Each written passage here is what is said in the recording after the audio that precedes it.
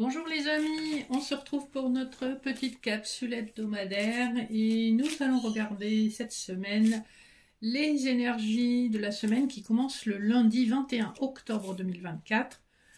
Donc on a bien entamé l'automne et on va arriver dans la période du Scorpion. Je souhaite d'ores et déjà un excellent anniversaire à tous mes amis Scorpions. Qu'est-ce que je voulais vous rappeler? Oui, c'est une guidance générale, bien sûr, vous ne prenez que ce qui résonne et c'est intemporel. Donc si vous tombez dessus beaucoup plus tard, c'est qu'il y a probablement des messages pour vous à recevoir à ce moment-là. Si les messages ne vous parlent pas, je vous invite à quitter la vidéo.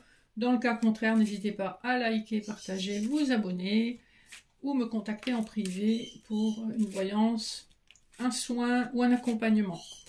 Voilà, sans plus tarder, nous allons commencer. Aujourd'hui, pour le général, nous aurons des couplets du Béline de Gabriel Sanchez et du Rider-Waite, comme d'habitude. Pour le sentimental, comme d'habitude, des couplets de l'oracle de l'énergie et du petit Lenormand étendu.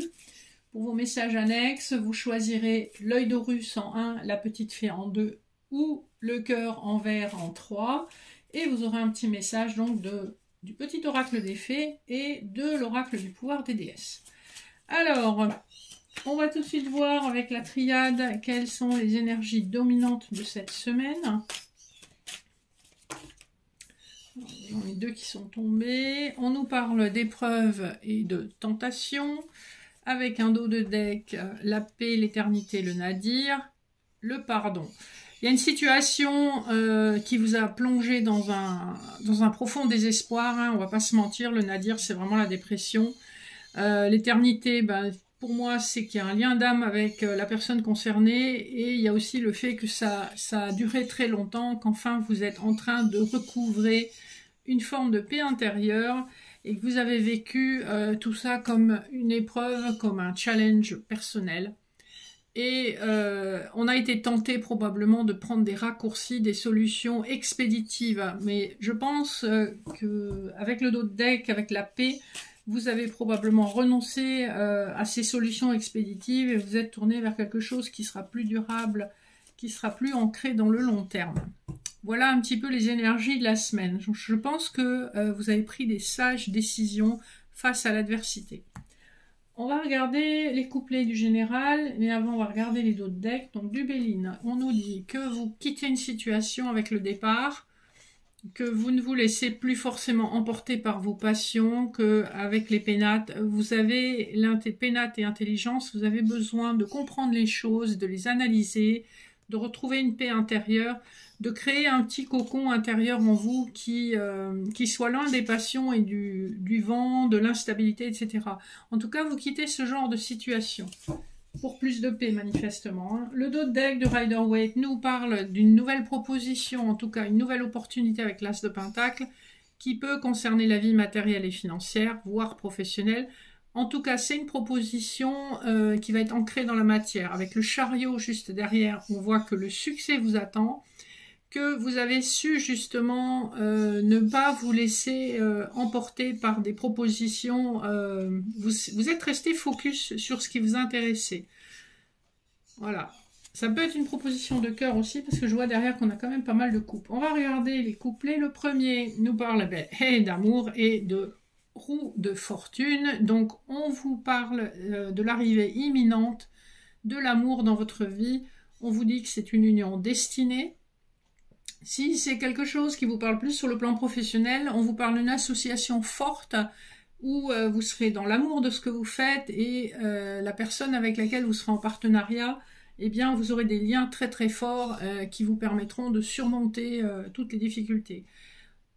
Quoi qu'il en soit, c'est plutôt quand même une carte d'amour. Elle est placée sous Vénus, on a beaucoup de communication et on a aussi une accélération des événements. Et là, on nous parle de ça pour le début de la semaine. Ensuite, le couplet numéro 2 nous parle de l'élévation et du 10 de bâton. Donc, on vous confirme la clôture d'un cycle qui a été pénible et lourd à porter avec le 10 de bâton. Vous êtes allé au bout du bout. Et là, avec l'élévation, vous allez enfin atteindre les sommets que vous aviez espérés, que ce soit professionnel ou personnel. On vous dit qu'enfin, vous clôturez ce cycle pénible et vous allez vers votre juste dû. Fin de semaine, nous avons le changement et le 6 de coupe. Donc le changement est une carte de changement positif dans ce jeu. C'est un changement qui est relativement rapide, qui est bénéfique. On a quelques regrets, on a certainement une forme de nostalgie sur une période où les choses étaient plus fluides et plus faciles. Mais on vous invite ici peut-être à vous connecter à cette nostalgie pour la ramener dans votre cœur de manière positive, c'est-à-dire on a vécu des belles choses dans le passé, on doit s'ouvrir au fait que de belles choses nous attendent dans le présent, ici et maintenant, mais également dans notre futur. Donc restez positif, hein, c'est un petit peu le message de la carte, il y a de belles choses en chemin. Pour le sentimental, on va regarder le dos de deck de l'oracle de l'énergie, on nous parle de guidance divine avec l'archange Uriel, vous êtes connecté au niveau de votre chakra couronne, vous êtes connecté à votre âme et au divin. On nous parle de l'arrivée d'un homme dans votre vie qui est plutôt à l'aise sur le plan matériel, mais qui certainement vous fera des propositions concrètes.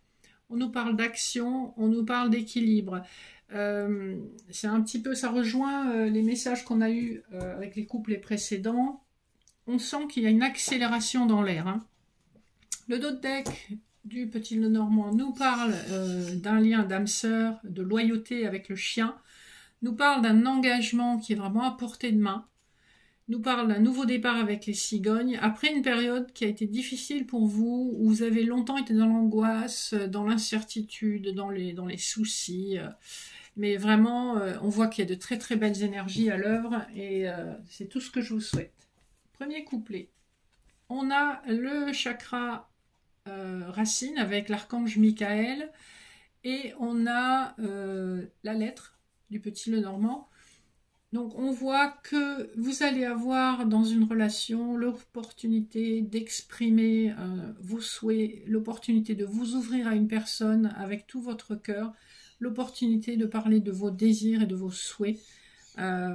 Et c'est très très ancré dans la matière avec le premier chakra. Numéro 2, nous avons la porte vers la spiritualité et le coup de chance. Ici, on nous parle d'un coup de chance qui va vous aider dans votre relation.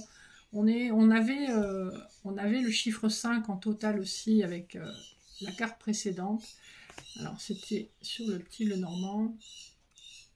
Je ne sais plus où est-ce que j'ai vu ça. J'ai pas rêvé. En tout cas, ce que nous dit le chiffre 5 nous parle d'une énergie du pape, donc une énergie protégée, une énergie de connaissance. Et le 2, eh bien, c'est la dualité, mais c'est aussi le couple. Vous avez une chance de tomber sur une personne qui est divinement guidée vers vous, qui a une ouverture spirituelle et qui vous apporte une ouverture sur d'autres plans spirituels. Le dernier couplet nous parle de la tempête qui arrive et d'échanges très importants à la tombée de la nuit avec les chouettes. Donc la tempête sous numéro 10 nous fait aussi penser à nouveau à la roue de fortune que nous avions tout à l'heure, hein, dans le premier couplet. La roue de fortune, la tempête, eh bien c'est une accélération qui va balayer pas mal de choses, qui va faire le ménage dans votre vie. Hein. Donc c'est pas les tempêtes, c'est pas seulement pour bouleverser dans le sens négatif. Ici, c'est une tempête qui va vraiment changer radicalement votre vie. En tout cas, je vous le souhaite. Il y a de belles choses à venir. On est dans des énergies de grands changements. Alors, je vous laisse prendre un instant, si vous le souhaitez, en faisant pause sur la vidéo, pour avoir vos messages annexes. Et je vais prendre tout de suite les messages donc, qui correspondent à l'œil d'Horus, hein, qui est un œil de clairvoyance et de protection égyptienne. Et nous avons le passé et la fée du Scorpion. Laisse la passion t'emporter vers de nouveaux horizons. En combinant ces deux messages et les informations qu'on a eues dans la guidance, je vous dirais, laissez le passé derrière vous, embrassez la nouveauté. Hein, le Scorpion est connu pour renaître de ses cendres, donc renaissez de vos cendres. Permettez-vous de vivre quelque chose de nouveau et de passionnant, de passionnel.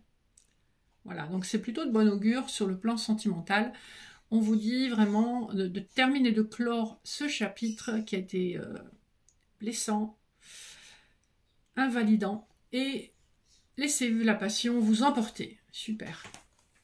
Alors, le deuxième message, c'est pour les personnes qui auront choisi cette jolie petite fée. Voilà. Alors, nous avons la connexion à Gaïa, à la Terre, donc restez bien ancrés. Et nous avons la fée de l'été. Laisse ton soleil intérieur briller. Sens l'amour, la chaleur de la vie en toi et autour de toi. Amplifie, fais grandir la beauté qui réside dans ton cœur.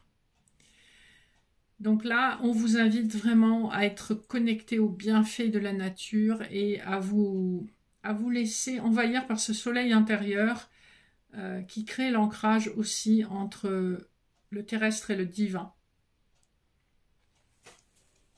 Et enfin, les personnes qui auront choisi le petit cœur en vert, vous avez Wise Leadership, donc soyez un leader sage et bienveillant.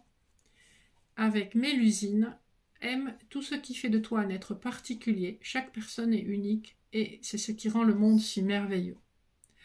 Donc on vous dit justement là de savoir utiliser avec sagesse les contraires, les qualités uniques de chacun. Et c'est ce qui fera de vous un leader sage et avisé, puisque vous utilisez les capacités, vous utilisez les compétences de chacun, ses traits de caractère. Voilà pour le message numéro 3. Et ceci conclura notre guidance pour cette semaine. J'espère que ça vous aura parlé. N'hésitez pas à me faire vos retours ou à me contacter au mail qui sera indiqué sous la vidéo. Je vous souhaite une excellente semaine. On a vraiment de très jolis messages en ce moment. Je vous souhaite le meilleur et je vous fais de gros bisous et je vous dis à bientôt.